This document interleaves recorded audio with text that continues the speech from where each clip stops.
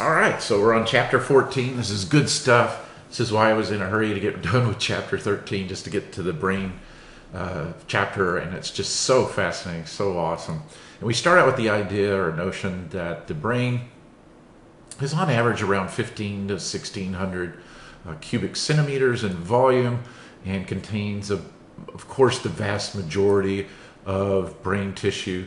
It weighs, or nervous tissue, it weighs about 3 pounds on average.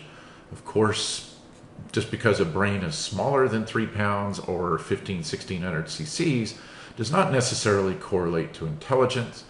Einstein, or even if it's larger, right? I mean, it doesn't necessarily correlate to intelligence to have a larger brain.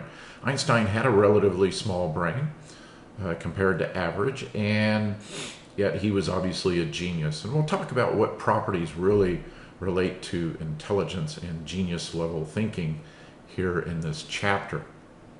It used to be that the stopping of the heartbeat was the criterion for death, but it turns out that you could keep a human body alive for almost indefinite periods of time with just the heartbeat functioning. You just need to supply the basic materials, glucose and so forth, for the heart to keep beating, and it could happen for years and years and decades.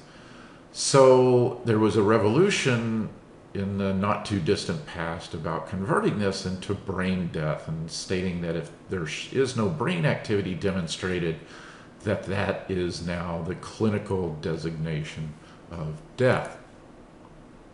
During embryonic development, it will develop from a layer of cells in the embryo that we'll talk a lot more about towards the end of ANP2, called the ectoderm. So in this layer of embryonic cells, about the second week, the end of the second week of development, somewhere around the 12th to 14th day, this layer will develop, the ectoderm of cells, and from them specifically, we know that the nervous system will arise.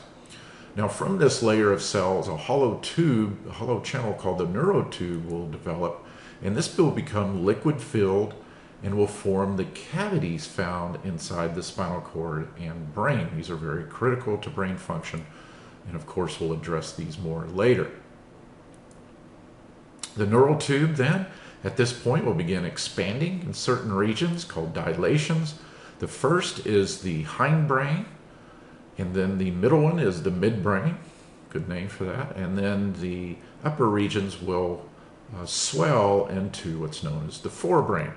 Now, very rapidly, we'll start to get expansions of a couple of these sections, and they'll divide, and we'll now see 5 different structures, and the forebrain will divide into these 2. We'll use diencephalon quite a bit. I want to introduce you to these terms because they may be used in your Connect, and so just so you know where they're at and you're familiar with them, here they are. The midbrain remains the same, and at times I may call it the mesencephalon, but again, just to be familiar with the wording in Connect, we need to cover it. The hindbrain will divide into 2. I'll never use these terms, I just use hindbrain, and don't think the Connect work will use these, but you never know, and it's always better safe than sorry. So here is the embryonic development. We see very early on in the 4th week after conception that we have 3 major divisions that we've already described, and then very quickly within the next week they'll subdivide into now 5 different structures. And those 5 structures are pretty much retained throughout the rest of development, and as the child is born, this is a fully formed brain then. All right, just to reiterate, give you the terminology. Okay, and finally we need to cover 2 specific terms. These are the last 2, I believe, for the semester, and they are used exclusively when we talk about the human brain. When we say something is rostral, that means it's towards the forebrain. It's moving towards this region. Caudal means it's moving towards the spinal cord. It literally means towards the tail, but the tail would be at the base of the spinal cord. So you see that in this direction we're moving. Because the brain is a curved structure, it's harder to use the terms anterior, posterior, and so forth. Not that they aren't used, but rostral caudal are much more favored selections.